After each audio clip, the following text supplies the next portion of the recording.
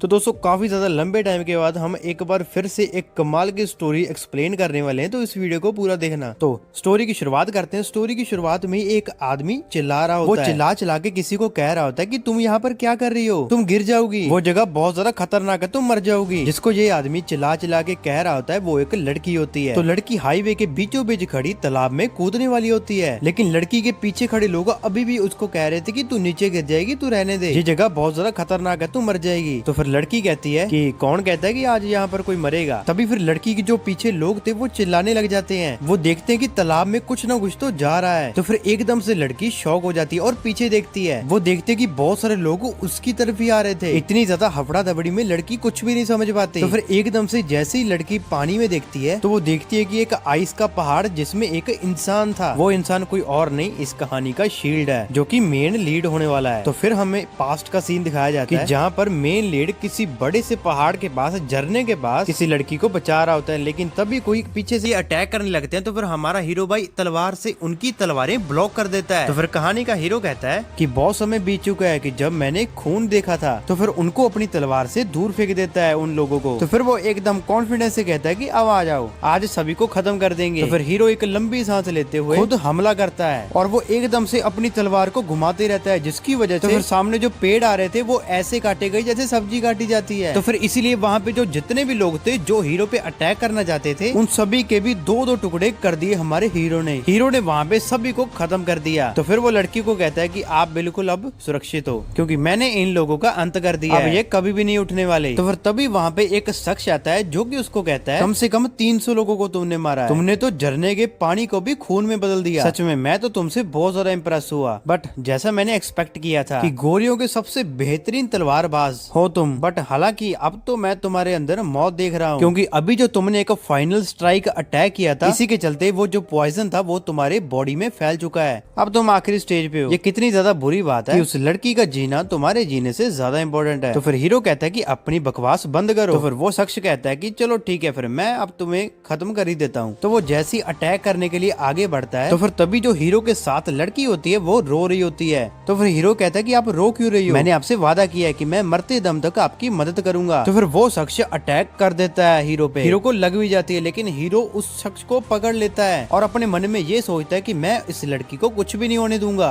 तो फिर हीरो उस शख्स को लेकर झरने में गिर जाता है, लेकिन गिरने से पहले हीरो उस शख्स का मास्क उतार देता है। तो फिर वो कहता है कि आखिरकार मैं तुम्हारी घटिया शक्ल देख चुका हूँ। तो फिर हीरो उस शख्स की शक्ल देख के बहुत ज्यादा हैरान हो जाता है। तो फिर वो शख्स कहता है कि मेरी शक्ल देखने के बाद जो तुम्हारे मुंह पे ये हैरानी आई, ये मुझे देख के बड़ा अच्छा लगा, शायद मैं जी चुका हूँ। तो फिर हीरो कहता है कि योन तुम ऐसा क्यों। यही सब कह के वो दोनों झरने के पानी में गिर जाते हैं, बह जाते हैं। तो फिर यहीं पे सीन चेंज होता है, वहाँ पे प्रेजेंट टाइम हमें दिखाया जाता है एक बार फिर से। तो फिर हमें दिखाया जाता है कि काफी सारे लोग किसी चीज को देख रहे होते हैं, वो कुछ और नहीं, वो वही बर्फ जिसमें कि हमारा हीरो दबा हुआ था। तो फिर कई सारे लोग जो उसे देख रहे थे, तो फिर वो कहते हैं कि क्या एक बर्फ के अंदर एक क्रीचर, सच में यार इसकी तो आइसक्रीम ही बन गई। तो फिर कोई दूसरा व्यक्ति उसे कहता है कि ये कोई जोक मारने का समय नहीं है। तो फिर बर्फ को देखते देखते उस टीम का लीडर कहता है कि चलो अच्छा ठीक है, ये बताओ इसका रिजल्ट क्या है, ये कौन से एरा से आया है। तो फिर ये सुनकर वो लड़का कहता है कि ये पक्का अराउंड गोरिया के समय से होगा। तो फिर हमें पता चलता है कि ये एक टीम लीडर है जिसका नाम जियोंग सियोन होता है, जो कि एक secret intelligent service delicious research team का लीडर है। ये बंदा सीधा प्रेसिडेंट के लिए काम करता है। तो बाद में फिर वो कहता है कि ये जिंदा है तो इसीलिए कंडीशन इसकी बहुत ज्यादा अच्छी है। ये सुनकर उसका एक टीम मेंबर कहता है लेकिन क्या सर हमें इस आदमी को ऐसे बांधने की जरूरत थी, क्योंकि फिर ये ऐसे समझेगा कि हम इस पर वायलेंस का यूज कर रहे हैं। तो फिर टीम लीडर कहता है कि ये तो तुम अभी कह रहे हो ना, जब तुम इसके चार्ट्स को देखोगे तब तुम्हें पता चलेगा कि इसकी बॉडी ह्यूमन से इनक्रेडिबल है। यहाँ ये सुनकर एक टीम मेंबर कहता है कि सर फिर तो हमें इसकी केयर करनी चाहिए। अगर हम एक तरीके से देखें तो ये हमारे पूर्वजों का दिया गया एक तोहफा है। तो वह टीम लीडर कहता है कि क्या एक तोहफा, अब ये तो इसके होश आने भी पता चलेगा कि आखिर ये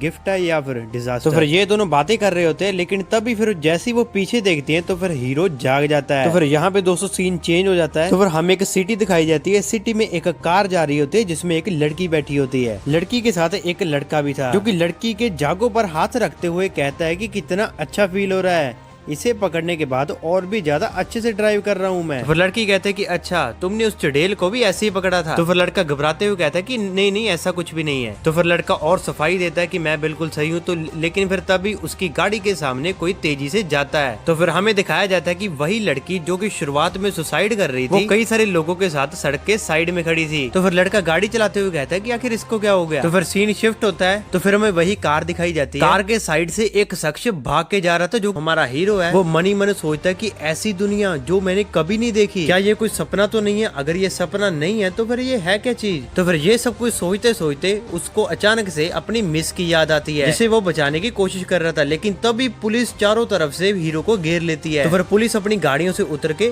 पब्लिक को कहते हैं कि भाई तुम वीडियो मत बनाओ। तो फिर पुलिस पब्लिक को एक बार दूर भगा देती है। तो फिर दूसरी साइड हम देखते हैं कि एक ऑफिसर दूसरे ऑफिसर को कहता है, क्या सर आपने मुझे बुलाया है? तो क्या मैं आपसे पूछ सकता हूँ कि आप कहाँ से हो? तो फिर वो ऑफिसर कहता है कि जरा सवाल जवाब मत करो, इसको अंदर डालो जल्दी से। और हाँ, मुझे ऑर्डर आया था तभी मैं यहाँ पर आया हूँ। तो फिर हीरो एक बार फिर से मनी मन सोचता है कि हाँ मैं योन के साथ झरने में गिर गया था। लेकिन तभी हीरो के पास एक ऑफिसर आता है। तो फिर धीरे धीरे बोलता है कि आराम आराम से हमारे साथ चलो, क्योंकि यही तुम्हारे लिए बेहतर है, नहीं तो हमें एक बहुत ज्यादा गलत कदम उठाना पड़ेगा। लेकिन फिर हीरो इनकी बात ना मानते हुए तो फिर अपने मन में सोचता है, मुझे लगा था कि मैं उस समय वहाँ पर मर गया था, लेकिन अगर ऐसा नहीं है तो ये बस एक ही चीज पॉसिबल हो सकता है, जो कि है योन के फॉलोअर में से एक, जिसका नाम है योन यन, जो कि सामने वाले पर्सन के दिमाग से खेलती है। तो यही सोचते हुए वो कहता है कि अच्छा तो मुझे अब पिंजरे में बंद करने की कोशिश की जा रही है। तो फिर दोनों पुलिस वालों को हीरो उड़ा देता है। तो फिर वो कहता है कि मुझे उसने इल्यूजन में रखा है। तो फिर ये देखकर एक ऑफिसर चिल्लाते हुए कहता है कि अब मेरे पास कोई भी चॉइस नहीं है, मैं ट्रेजर गन का यूज कर रहा हूँ। तो फिर जैसी ऑफिसर अपनी ट्रेजर गन से अटैक करता है हीरो पर, तो फिर हीरो अपनी दोनों उंगलियों से ही ट्रेजर गन को पकड़ लेता है। तो फिर उसे देखते हुए कहता है कि ये तो एक लाइटिंग की पावर है। तो फिर अचानक से कई सारे ऑफिसर ट्रेजर गन का यूज करके पीछे से अटैक करते हैं हीरो की तरफ। तो फिर जिसकी वजह से हीरो को बहुत तगड़ा करंट लगता है। तो फिर वो ऑफिसर कहता है जिसने सबसे पहले टेजर गन चलाई थी कि हे इडियट, तुमने सभी लोगों ने टेजर गन का यूज क्यों किया, कि तुमने हीरो के ऊपर एक साथ हमला क्यों किया? तो फिर वो कहता है कि जाओ जाके चेक करो कि क्या वो ठीक है या नहीं। तो फिर हीरो टेजर गन की वायर्स को पकड़ते हुए कहता है कि आखिर उसने मेरे ऊपर इल्यूजन कास्ट कब किया, लेकिन मुझे इससे जल्दी निकलना होगा। तो फिर ये कहते हुए वो टेजर गन की सारी वायर अचानक से पकड़ लेता है और पकड़ के एकदम से खींचता है, जिसकी वजह से ऑफिसर के हाथ से गन निकल जाती है। तो फिर हीरो कहता है कि तुम ये मत सोच लेना कि तुम मुझे इस चीजों से रोक लोगे। तो फिर एक शख्स पूरे सीन की वीडियो बना रहा था। तो फिर हम देखते हैं कि हीरो टेजर गन का यूज करके सारे के सारे पुलिस ऑफिसर को मार रहा था, इन सभी को दूर दूर फेंक रहा था। तो फिर वो सोच रहा होता है कि इस इल्यूजन से बाहर निकलने का एक ही रास्ता है, कि मुझे इस दुनिया के अंदर एक छुपी हुई चाबी को ढूंढना पड़ेगा। तो फिर जहाँ ये सब कुछ सोच रहा होता है, लेकिन फिर तभी पुलिस अनाउंस करती है कि ये एक स्पेशल पुलिस फोर्स है, तुम अपने आप को सरेंडर कर दो अभी के अभी। तो फिर हीरो किसी की बात ना मानते हुए गुस्से से एकदम से अपना पैर जमीन की तरफ मारता है। जमीन तो टूट जाती है, लेकिन जमीन टूटने के साथ साथ जितनी भी सारी आसपास कारें खड़ी थी वो सारी उड़ चुकी हैं। तो फिर वो अचानक से एक जंप लगाता है और बिल्डिंग के ऊपर से चला जाता है। पुलिस कमांडर ये सब कुछ देख रहा होता है। तो फिर वो कहता है कि भाई क्या ये इंसान है? तो फिर वहीं पे एक इंसान चिल्लाते हुए कहता है कि यहाँ पर हो क्या रहा है? तो फिर हमें पता चलता है कि वो इंसान कोई और नहीं, इंटेलिजेंट सर्विस का डायरेक्टर होता है। तो फिर ये डायरेक्टर टीम लीडर से बात कर रहा था। तो फिर तभी टीम लीडर कहता है कि सर मुझे माफ कर दीजिए, हम सर सिचुएशन को हैंडल नहीं कर पाए। तो फिर डायरेक्टर कहता है कि इन सभी के बारे में भूल जाओ, पुलिस छोड़ो, इसके सामने तो स्पेशल फोर्स भी नहीं टिक पाई। इसके बारे में मैं तुझसे बात करना चाहता हूँ, वो है मैसिव डैमेज। तो फिर टीम लीडर कहता है कि अगर ऐसी बात है तो मैं कंफर्म करता हूँ कि जो एंटिटी है वो हमसे डिफरेंट लेवल पे है। तो फिर चिल्लाते हुए डायरेक्टर कहता है कि क्या तुम यहाँ पे जोक मार रहे हो, क्या तुम इसके बारे में प्रेसिडेंट को बताओगे? तो फिर डायरेक्टर की गाड़ी के पीछे कोई एक बंदा बैठा था जो कि उसको कह रहा था तुम उसके ऊपर गुस्सा मत करो, क्योंकि इन सब के पीछे मैं रिस्पॉन्सिबल हूँ। तो फिर वो कहता है कि ये एक ऐसा पर्सन है जो कि पिछले 100 साल पहले का है और मॉडर्न वर्क के सामने वो तो बिल्कुल भी नहीं टिक पाएगा। यहाँ पे उस शख्स का फेस तो नहीं दिखाया जाता। तो फिर इसके बाद मेन हीरो को दिखाया जाता है जो कि हेलीकॉप्टर को देख रहा होता है। तो फिर वो कहता है कि क्या ये सही नहीं है, तुम कोरियर के वॉरियर्स तुम इतने कर सकते हो? ये कहते हुए वो किसी के पास जा रहा था। तो फिर वो जाते जाते ये कहते कहते एक झाड़ू को उठाता है और झाड़ू का निचला हिस्सा को निकाल देता है। तो फिर बहुत ही ज्यादा गुस्से से आर्मी को देखने लग जाता है, लेकिन तभी एक आर्मी ऑफिसर आता है। तो फिर उसके पैरों के बीच में शूट आउट कर देता है। तो फिर वो कहता है कि ओए कद्दू ये गन है। तो फिर वो कहता है कि इसके सामने तुम्हारे जैसा मार्शल आर्टिस्ट कभी भी नहीं टिक पाएगा। तो फिर अगर तुम ज्यादा रजिस्ट करोगे तो तुमको मरना होगा। और वो अपने सोल्जर से कहता है कि वो हमेशा आगे रहता है, वो कभी भी पीछे नहीं हटेगा, इसलिए तुम लोग संभाल के थोड़ा। ये देखकर वो सोल्जर कहता है कि आखिरकार ये कर क्या रहा है। तो फिर हीरो कहता है कि तुम लोग यही चाहते हो, तो चलो फिर देखते हैं कि यहाँ पर कौन मरता है। तो फिर हम देखते हैं कि हीरो मार्शल आर्ट की तरह परफॉर्म करना चाहता था। वो जादू को लेकर एक मार्शल आर्ट की तरह रेडी हो गया था, जिसको देख के एक सोल्जर कहता है कि वाह यार तुम तो बहुत ही ज्यादा इंटरेस्टिंग बंदे हो। तो फिर तभी वो सोल्जर कहता है कि चलो तुम ये छको अभी। तो फिर वो गोली चलाने लगता है, लेकिन फिर तभी कोई कहता है कि सारे रुक जाओ, मैं खुद नीचे जाकर देखूंगा। तो फिर हीरो जैसे ही पीछे देखता है वो देखता है कि हेलीकॉप्टर नीचे आ रहा था और फिर हेलीकॉप्टर से एक इंसान निकलता है। तो फिर हम यहाँ पर एक ऐसे इंसान को भी मिलते हैं जो कि हीरो को एक इंसान की तरह ट्रीट करना चाहता था। तो फिर यही इंसान चिल्ला के कहता है कि सर आप अपना डिसीजन बनाए रखना, और फिर सारी आर्मी को कहता है कि आप गन उठाए रखना। तो फिर जो हेलीकॉप्टर से निकलता है बंदा, तो फिर वो कहता है हीरो को, मैं बहुत ही ज्यादा देर से ग्रीटिंग कर रहा हूँ, तो लेकिन मैं इस कंट्री का प्रेसिडेंट हूँ, कांग जी खान। तो फिर सारी आर्मी प्रेसिडेंट को देख के शॉक रह जाती है, घबरा जाती है। तो फिर वो प्रेसिडेंट कहता है कि तुम लोग अपने गन को डाउन करते हुए साइड हट जाओ। तो फिर ये सुनकर वो हीरो कहता है कि प्रेसिडेंट इसका क्या मतलब होता है? प्रेसिडेंट का मतलब कोई राजा होता है? तो फिर प्रेसिडेंट कहता है कि तुम ये समझ सकते हो। तो फिर प्रेसिडेंट कहता है कि सबसे पहले तो मैं तुमसे माफी मांगना चाहता हूँ कि हम लोगों ने तुम्हारा इस तरीके से वेलकम किया, इसीलिए मैं तुम्हारा दोबारा वेलकम करता हूँ। ये तुम्हारा फ्यूचर है और मैं साउथ कोरिया का प्रेसिडेंट हूँ। तो फिर वो कहता है कि मैं तुमसे बहुत सारी बातें करना चाहता हूँ, और मैंने सही कहा ना? ये कहते हुए हमारे हीरो की तरफ बढ़ते हुए कहता है कि मैं तुमको एक बहुत ज्यादा बेहतर जगह लेके चलूंगा। तो फिर हीरो इसकी बात सुनते हुए कहता है कि क्या बेहतर जगह? और ये सब देखकर जो जितने भी वहाँ पे सोल्जर होते हैं वो थोड़ा हैरान हो जाते हैं। तो फिर हीरो ये सब कुछ देखकर प्रेसिडेंट की बात मानते हुए अपना हाथ बढ़ाने लगता है, लेकिन तभी अचानक से वो प्रेसिडेंट के ऊपर हमला कर देता है। उसका गला काटते हुए कहता है कि तुम हो मेरी चाबी, तुम ही वो चाबी हो जिससे मैं इल्यूशन से बाहर निकल सकता हूँ। तो फिर इसके बाद हम अगली वीडियो में जाने दोस्तों हीरो प्रेसिडेंट के गले को काटने लगता है। तो फिर भाई वहाँ पे जितने भी ऑफिसर होते हैं वो सारे के सारे ऑफिसर अलर्ट हो जाते हैं। तो फिर उनमें से एक ऑफिसर कहता है कि जल्दी से फायर करो, वो प्रेसिडेंट का गला काटने वाला है। तो फिर तभी प्रेसिडेंट अपना हाथ ऊपर उठा के कहता है कि फायर मत करना, जैसा कि आप सभी लोग देख रहे हो कि मुझे कुछ भी नहीं हुआ, मैं बिल्कुल ठीक हूँ। तो फिर तभी प्रेसिडेंट मन ही मन सोचने लगता है कि आखिर यहाँ पे हुआ क्या था, आखिर ये कैसी फीलिंग थी, क्या कोई इससे कोई गलती तो नहीं हो गई? तो फिर हीरो अपने हाथ को देखते देखते कहता है कि मुझसे कोई गलती नहीं हुई, यूं ही नहीं दुनिया के सबसे ज्यादा ग्रेट इल्यूजन ही। तो फिर जहाँ ये हीरो सब कुछ कह रहा होता है, तो फिर तभी प्रेसिडेंट कहता है कि आखिर तुम क्या कह रहे हो, तेज हवा की वजह से मुझे कुछ भी समझ नहीं आ रहा। तो फिर एक बार फिर से हीरो कहता है ऐसा हो ही नहीं सकता, इस तरह का मीनिंगलेस इल्यूजन फॉर्म करेगी। तो फिर अचानक से हीरो अपनी पुरानी यादें को याद करने लगता है। तो फिर वो ये यादें याद करते करते कहता है कि मुझे इस इल्यूजन से कुछ ज्यादा ही अलग महसूस हो रहा है, अब मुझे समझ आया कि शायद ये दुनिया भी असली है। तो फिर यहाँ पे सीन शिफ्ट होता है। तो फिर हमें दिखाया जाता है प्रेसिडेंट और हीरो एक टेबल पे बैठे होते हैं और साथ में कई सारे गार्ड्स खड़े होते हैं। असल में जहाँ पर ये बैठे होते हैं वो प्रेसिडेंट का घर होता है। तो फिर जहाँ पर प्रेसिडेंट हीरो को खाना दे रहा होता है, तो फिर वो कहता है कि इतनी लेट डिनर देने के लिए हम आपसे माफी मांगते हैं। तो फिर वहाँ पे जितने भी जो आसपास गार्ड खड़े होते हैं वो मन। हीरो अचानक से प्रेसिडेंट को पूछता है कि आखिर मैं हूँ कहाँ पर? तो फिर प्रेसिडेंट कहता है कि तुम इस जगह को एक सीक्रेट बेस कह सकते हो, बाकी हम इस सीक्रेट बेस का ज्यादा यूज नहीं करते, बट हाँ मेरे हिसाब से आज के दिन मेरे हिसाब से इस सीक्रेट बेस का सबसे परफेक्ट यूज होने वाला है, यानी कि आज सिचुएशन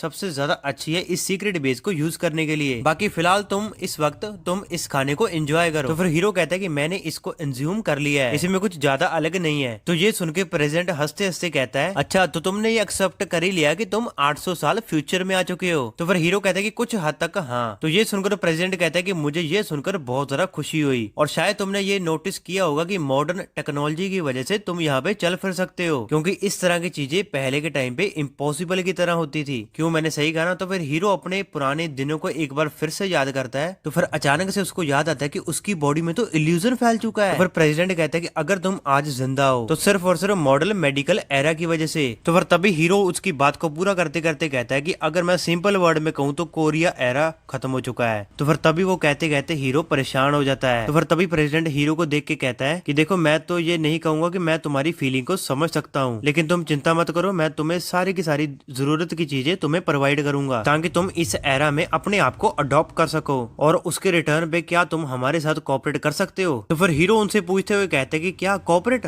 ये तो टीम लीडर कहता है, बट हाँ ये कुछ ज्यादा तो दिक्कत भरा नहीं है। तो फिर तभी प्रेसिडेंट डॉक्टर ऑफ अना को कहता है कि इसे दिखाओ। तो फिर वो डॉक्टर टीवी ऑन कर देता है। तो फिर टीवी में दिखाया जाता है कि कई सारे लोग कहते हैं वो तो किसी सुपर हीरो मूवी की तरह था, वो बहुत ही ज्यादा स्ट्रॉन्ग था, वो कभी इधर उधर उड़ रहा था और वो कार से भी तेज दौड़ रहा था। और कुछ रूमर्स भी ऐसे हैं कि जो पर्सन है उसी रिवर लिवर से निकला है। और एक दूसरा एंकर जो कि उसके बिल्कुल साथ में बैठा होता है, फिर वो कहता है कि आपने सही कहा, ये बहुत ही ज्यादा हॉट टॉपिक बन चुका है रिसेंटली। रिवर का वो ग्लेशियर और उस बर्फ के अंदर जो मिस्टीरियस पर्सन, हर जगह ये बात फैल चुकी है। वो जो पर्सन है उसने पूरी सिटी में हल्ला मचा दिया। और कुछ लोग तो ऐसे भी हैं जो कि ये बात फैला रहे हैं कि वो तो एक सुपर ह्यूमन है। तो फिर इसके बाद एकदम से सरप्राइजली एक मूवी प्रोडक्शन टीम सामने आती है। तो फिर टीम ने रिवेल किया कि ये कोई सुपर ह्यूमन नहीं है, कि हम लोग तो एक सुपर ह्यूमन रियलिस्टिक क्लाइमैक्स से शूट कर रहे थे और वो उसी का सीन था। ये सब देखते हुए हमारा जो हीरो है वो कहता है आखिर ये सब हो क्या रहा है। तो फिर तभी प्रेसिडेंट उसका जवाब देते हुए कहता है सभी लोग ये बात कर रहे हैं कि ये एक स्टेज परफॉर्मिंग था। और ये बिल्कुल सही भी है, क्योंकि लोगों को हम सच्चाई जानने नहीं दे सकते,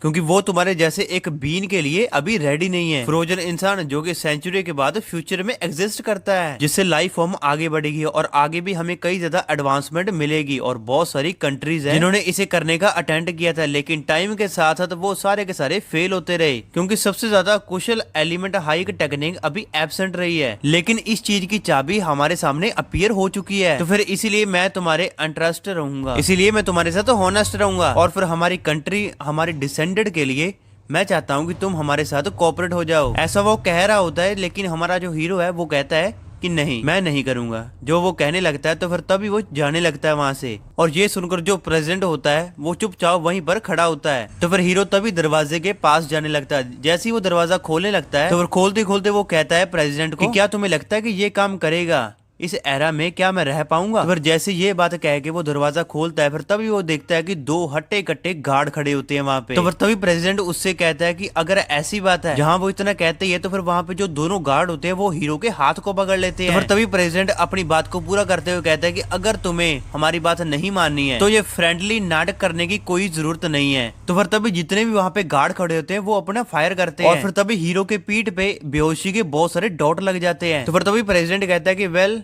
तुमको हम सुलाई देंगे। तो फिर तभी वहां पे प्रेसिडेंट खड़ा खड़ा सोच रहा था कि चाहे वो पुलिस के टीचर से बच जाए, लेकिन जो डॉट है वो हाथी तक को भी सुला सकता है। तो फिर इससे तो पक्का ये नौक हो ही जाएगा, ये सो ही जाएगा। लेकिन भाई प्रेसिडेंट को ये नहीं पता था कि जो हमारा हीरो है वो भाई हाथी से भी ज्यादा स्ट्रॉन्ग है। तो फिर तभी प्रेसिडेंट एकदम से शॉक रह गया, एकदम से हैरान हो गया कि आखिर ये क्या हो गया। तो फिर जहाँ वो देखता है कि हीरो की बॉडी के ऊपर एक एनर्जी की लेयर बनी हुई थी, तो फिर जहाँ उसे देखते हुए कहता है कि आखिर ये क्या चीज है, कोई चीज तो है जो कि उनको रोक रही है। तो फिर हीरो एकदम से जो सारे के सारे बेहोशी के डॉट लगे होते हैं वो नीचे गिरा देता है। और फिर जो दोनों गार्ड होते हैं जो कि उसको रोकना चाहते थे उसको भी इधर उधर फेंक देता है। तो फिर कहता है कि तो ठीक है, फिर मैं यहाँ से जा रहा हूँ। तो फिर प्रेसिडेंट ये देखकर सोचते हुए कहता है कि भले ये खतरनाक क्यों ना हो, लेकिन तुमने हमारे लिए कोई चॉइस ही नहीं छोड़ा। इसके बाद वो अपने लोगों को कहता है कि जल्दी से पावर को इंक्रीज करो और उसे घेर लो। ये सुनते ही सारे के सारे गार्ड हीरो को घेर लेते हैं और फिर हीरो के आजू बाजू सारे के सारे गार्ड खड़े हो जाते हैं। तो फिर जैसे ही एक गार्ड अपने हीरो के ऊपर अपने टेजर स्टिक से अटैक करने लगता है, तो फिर तभी हीरो को कुछ ज्यादा एफर्ट लगाने की कोई जरूरत नहीं थी, क्योंकि उनकी बॉडी इतनी ज्यादा कमजोर थी, जिसकी वजह से भाई हीरो खड़े खड़े उनके अटैक को बड़ी आसानी से रोक लेता है। तो फिर जो गार्ड होता है वो कहता है कि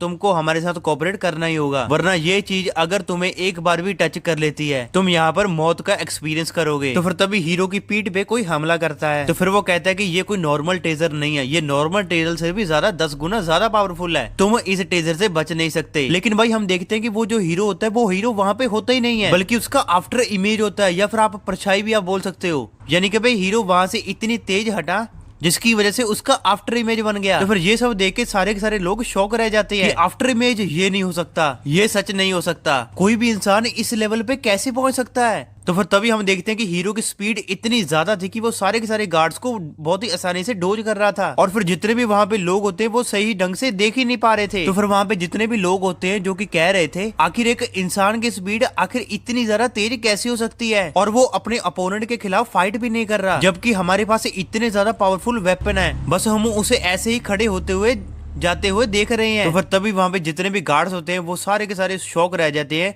उनको सबको पता चल जाता है कि भाई ये हीरो बहुत ज्यादा स्ट्रॉन्ग है। तो फिर तभी प्रेसिडेंट बहुत ज्यादा शॉक रह जाता है, बहुत ज्यादा परेशान हो जाता है। फिर वो कहता है कि मुझे बिलीव नहीं हो रहा, तुम लोगों ने उसको खो दिया, उसे फोर्स के साथ कैप्चर करना तो मेरे हिसाब से इम्पॉसिबल है। तो फिर ये सुन के जो वो दूसरा गार्ड होता है वो कहता है हम इसे पकड़ने का कोई दूसरा तरीका ढूंढ लेंगे। तो फिर प्रेसिडेंट कहता है कि बाय द वे तुमने इसकी लोकेशन को ट्रैक किया? तो फिर वो पर्सन कहता है कि ये कोई नॉर्मल इंसान तो नहीं है, हमें इसे ढूंढने के लिए बहुत ही ज्यादा लार्ज स्केल पे सर्च करना होगा। तो फिर दौड़ते दौड़ते वहाँ पे एक और पर्सन आता है जो कि कहता है हमने उसे ढूंढ लिया। तो ये सुनकर प्रेसिडेंट हैरान होते हुए कहता है आखिर वो कहाँ पर है? ये सुनकर वो पर्सन कहता है कि हमें उसका लोकेशन तो नहीं पता, लेकिन वो एक ऐसी जगह पर है जहाँ पर हम उसे आसानी से देख सकते हैं, यहाँ की सबसे ज्यादा ऊंची बिल्डिंग की छत पर है वो। तो फिर तभी हमारे हीरो को दिखाया जाता है उसी बिल्डिंग के ऊपर, जहाँ के नजारों को वो देखता हुआ कहता है कि ये सब कुछ सच है। तो फिर तभी हम प्रेसिडेंट को भी देखते हैं, वो हीरो को बिल्डिंग के ऊपर देख के बहुत ज्यादा हैरान हो जाता है। तो फिर तभी हम देखते हैं कि हीरो बिल्डिंग से कूद जाता है। तो फिर वो नीचे कूदते कूदते अपने ही मन में सोच रहा था कि ये सच्चाई, इसका मेरे लिए कोई मतलब नहीं है। इस रियलिटी पर ना ही मेरे पास कोई पर्पस है और ना ही मेरे पास कोई पर्सन है और ना ही कोई ऐसा पर्सन जिससे मुझे कोई प्रोटेक्ट करना है। मुझे जिसे मारना है शायद वो इस रियलिटी में एग्जिस्ट नहीं करता। तो फिर इसी वजह से मेरे हिसाब से मुझे इस रियलिटी में जिंदा रहने का कोई हक नहीं है। तो फिर इसलिए अब मुझे समझ में आ रहा है कि उस दिन मुझे मर जाना चाहिए था। नहीं, मैं उस दिन मैं मर ही गया था। तो फिर वो स्माइल देते हुए कहता है कि ये मेरा अंत है, जो कि वो कहते कहते नीचे गिर ही रहा होता है। तो फिर अचानक से उसका ध्यान एक पोस्टर पे जाता है जहाँ पे एक पर्सन था जो कि हीरो का दुश्मन था। तो फिर इसको देख के तो वो बहुत ज्यादा हैरान हो जाता है। तो फिर हीरो कहते हैं कि क्या, क्यों? तो फिर तभी सीन चेंज होता है, हमें पास्ट का सीन दिखाया जाता है जहाँ पे योंग कह रहा था अपने बॉडीगार्ड को कि बॉडीगार्ड चौक रियोगुन, तुमने आखिरकार उस चुड़ैल को पकड़ ही लिया, लेकिन जरा देखो, तुम अपनी फैमिली मेंबर को देखो, कैसे वो पूरी तरह से इल्यूजन के अंदर कंज्यूम हो चुके हैं, कि कैसे वो एक दूसरे को मार रहे हैं। और अब तो चांद भी निकल चुका है और यहाँ पर वो इशारा कर रहा था तुम्हारी बर्बादी का। श्रेयोग योगन, तुम इस आखिरी तक स्ट्रगल करते रहोगे, क्योंकि मेरे पैरों के नीचे जो भी आता रहेगा मैं उन सभी को कुचल दूंगा। तो फिर तभी हीरो ये सब कुछ सुनते हुए कहता है क्यों, जो कि हर किसी का कारण है, मुझे लगा था कि मैंने उसे मार डाला, लेकिन क्या ऐसा हो सकता है कि ये कमीना फ्यूचर में भी जिंदा हो? तो फिर अचानक से हीरो जो नीचे गिर रहा होता है, तो फिर तभी वो अपने हाथों का इस्तेमाल करके, अपनी एनर्जी का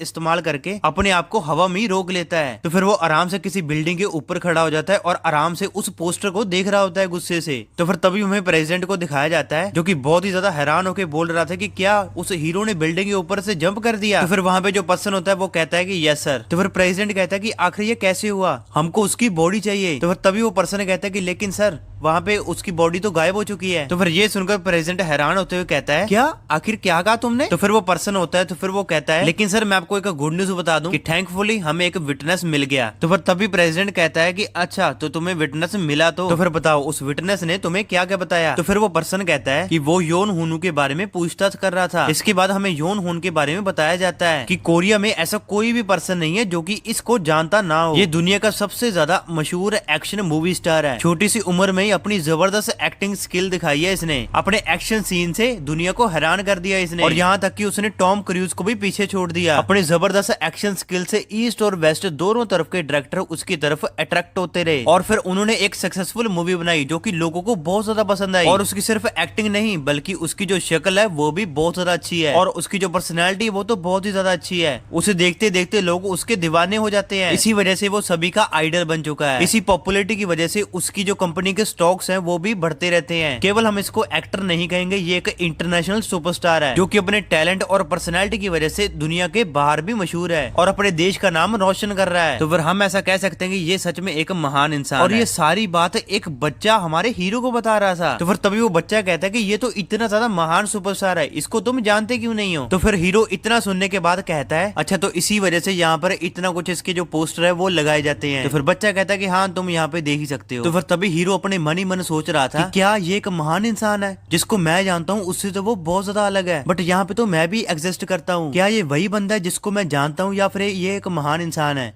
तो हम हीरो का नाम आज से एमएससी रखेंगे। अब भाई इसकी फुल फॉर्म आप मुझे कमेंट सेक्शन में बताना। तो दोस्तों जैसे ही बच्चा एमएससी को सब कुछ बता देता है तो फिर एमएससी कहता है कि यहाँ पर तो दो पॉसिबिलिटी हो सकती है, या तो ये इंसान उसी की तरह लगता है या फिर वही है। तो मैं यही उम्मीद करूंगा कि ये वो ना हो। तो फिर इसके बाद वो पोस्टर की तरफ हाथ बढ़ाते हुए वो अपने साथ खड़े बच्चे को कहता है कि चलो मुझे अब रास्ता दिखाओ, मुझे इससे मिलना है। तो फिर इतना कहते हुए अपना हाथ पोस्टर पे मारता है, जिसकी वजह से जो पोस्टर की स्क्रीन थी वो भाई डैमेज हो जाती है। तो फिर एमएससी एक बार फिर से कहता है कि मुझे इससे बहुत सारी बातें करनी है। तो फिर फिर तभी वो बच्चा कहता है तुम इससे नहीं मिल सकते। तो फिर तभी एमसी हैरान हो जाता है। तो फिर बच्चा मन में सोचता है कि कैसा नमूना दिमाग है इसका। तो फिर बच्चा कहता है कि आखिर तुम इतने बड़ी सेलिब्रिटी से कैसे मिल सकते हो, वो भी किसी ऐसी वैसे सेलिब्रिटी को नहीं, एक टॉप लेवल के स्टार को, और वो भी इतनी आसानी से। ऐसा कभी भी नहीं हो सकता। तो अगर तुम इसे देखना चाहते हो तो तुम्हें एयरपोर्ट के चक्कर काटने पड़ेंगे कई सारे। तो फिर तभी एमसी कहता है कि क्या बकवास कर रहे हो तुम। जैसे ही वो इतना कहता है तो फिर तभी वो जो पोस्टर की स्क्रीन होती है वो एकदम से टूट जाती है। तो फिर तभी वो स्क्रीन चकनाचूर हो जाती है। तो फिर ये देख के वो बच्चा डर के मारे नीचे गिर जाता है। तो फिर तभी एमसी एक बार फिर से पूछता है कि बताओ मुझे, मैं उससे कैसे मिल सकता हूँ। तो फिर बच्चा तो एमसी से डर जाता है। तो फिर एमसी के गुस्से की वजह से वो काफी ज्यादा डर चुका था, इसीलिए उससे कहता है कि प्लीज मेरे साथ कुछ भी मत करो, मुझे जाने दो। लेकिन भाई एमसी उससे गुस्से से एक बार फिर से पूछता है कि मुझे बताओ मैं उससे कैसे मिलूंगा, तुम मुझे बस बताओ, मैं तुम्हें कुछ भी नहीं करूंगा। तो फिर ये सुनकर बच्चा घबराते हुए कहता है कि सच में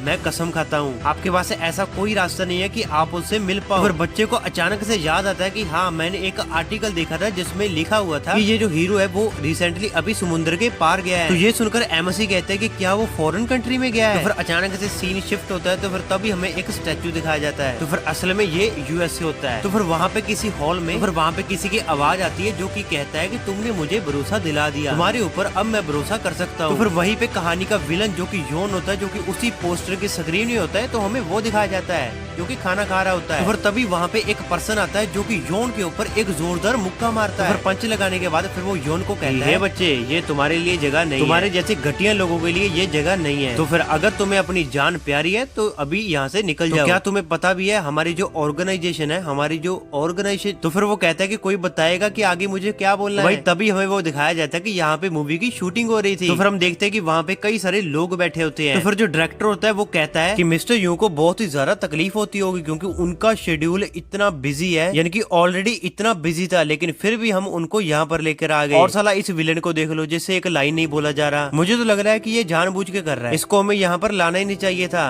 बस ये टाइम बर्बाद कर रहा है हमारा और मिस्टर योन का भी। तो फिर यही डायरेक्टर चिल्लाते हुए कहता है कि जल्दी से शूट करो, मिस्टर योन को बहुत ज्यादा गुस्सा आ रहा है। तो फिर जो इंसान होता है जो कि योन को मार रहा होता है, तो फिर वो योन की तरफ देखता है। तो फिर योन एक प्यारी सी संभाल देते हुए कहता है कि जेम्स इस बार प्लीज मेरे दूसरे साइड पर मारना, क्योंकि तुम लगातार सेम साइड पर मारते रहोगे तो मैं ठीक से अपनी लाइन को नहीं बोल पाऊंगा। तो फिर तभी अचानक से जो छत के ऊपर जो झूमर लगा होता है वो एकदम से नीचे गिर जाता है, यानी कि नीचे गिरने वाला होता है। तो फिर उसके नीचे वो इंसान खड़ा होता है जो कि योन को मार रहा होता है। तो फिर तभी वो इंसान तो ऊपर देखता रहता है, लेकिन फिर योन जल्दी से भाग के उस इंसान को पकड़ लेता है और उसको बचा लेता है, यानी कि उसको भाई साइड में ले जाता है, जिसकी वजह से वो बंदा बच जाता है। तो फिर तभी झूमर गिरने की वजह से सभी जगह धुआं धुआं हो जाता है, जिसकी वजह से वहाँ के जो क्रू मेंबर्स है वहाँ पर दौड़ के आ जाते हैं। तो फिर सभी घबराते हुए कहते हैं कि आखिरकार ये कैसे हो गया, झूमर कैसे टूट सकता है, कि क्या सब ठीक है, जल्दी से सब लोगों को देखो, जल्दी से किसी को चोट तो नहीं आई। तो फिर इसके बाद हम योन को देखते हैं जो कि बच जाता है, जो कि कहता है कि यार चलो आखिरकार हम बच तो गए। सभी लोग वहाँ पे घबराते हुए कहते हैं कि माय गॉड आखिरकार ये क्या हो गया। तो फिर तभी जो वो बंदा होता है तो फिर उससे पूछता है मिस्टर जॉन को कि क्या आप ठीक हो। तो फिर जॉन कहता है कि हाँ थैंकफुली हम इससे अवॉइड कर पाए, नहीं तो यहाँ पर कुछ बड़ा इंसिडेंट हो जाता और किसी की मौत भी हो सकती है। तो फिर हम देखते हैं कि जो जॉन का हाथ होता है उस पे कई सारे जख्म हो जाते हैं, जिसकी वजह से जॉन को हॉस्पिटल जाना पड़ता है। तो फिर तभी हमें हॉस्पिटल का सीन दिखाया जाता है जिसमें कि जॉन का जो हाथ था वो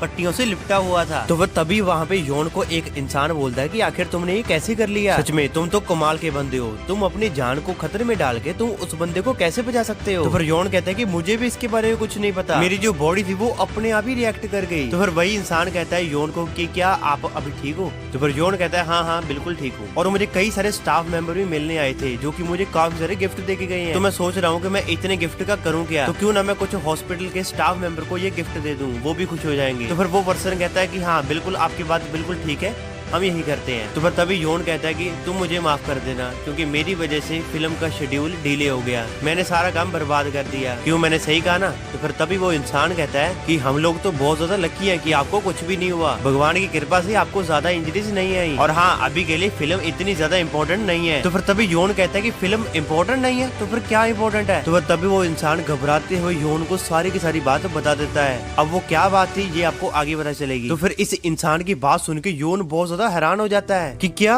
अभी तूने क्या कहा। तो फिर तभी सीन शिफ्ट होता है, तो फिर हमें द ब्लू हाउस को दिखाया जाता है। तो फिर इसके अंदर जो प्रेसिडेंट होता है वो अपने लोगों को कहता है कि तुमने बहुत अच्छा काम किया। तो मुझे अभी बहुत ज्यादा जरूरी काम है, तो मुझे अभी निकलना होगा, तो मैं आपसे बाद में मिलता हूँ। तो फिर तभी प्रेसिडेंट वहाँ से निकलने लगता है और फिर जितने भी वहाँ पे लोग होते हैं वो भी दूसरी साइड निकलने लगते हैं। तो फिर जैसे ही प्रेसिडेंट दूसरी साइड भाई अकेला जाने लगता है, तो फिर तभी पीछे से एक आवाज आती है जो कि उससे कहती है कि हाँ मैं तुम्हारा ही वेट कर रहा था। तो जैसे ही प्रेसिडेंट पीछे देखता है तो वो देखता है कि भाई ये सब कुछ एमसी कह रहा था। तो फिर तभी प्रेसिडेंट कहता है कि अच्छा जियो क्रू युगम, ये तुम हो। मैं ये कैसे भूल जाता हूँ कि तुम तो बहुत ही ज्यादा अमेजिंग हो भाई, तुम तो बहुत ही ज्यादा कमाल के हो। मेरे हिसाब से तुम यहाँ पर सिर्फ और सिर्फ एक ही ऐसे बंदे हो जो कि आसानी से अंदर बाहर आ सकता है। तुम मुझे इस तरीके से काफी ज्यादा अच्छे लगते हो, बट कल तो तुमने मुझे सच में डरा दिया। तो फिर हमें 9 घंटे के पहले बातचीत का सीन दिखाया जाता है जहाँ पर प्रेसिडेंट चुपचाप अपने ऑफिस में बैठ के काम कर रहा होता है। तभी वहाँ पे लाइट बंद हो जाती है जिसको देख के प्रेसिडेंट बहुत ज्यादा हैरान हो जाता है। तो फिर तभी वो सामने देखता है तो सामने भाई हमें एमसी दिखाया जाता है जो कि उसके सामने बैठा हुआ उससे कहता है कि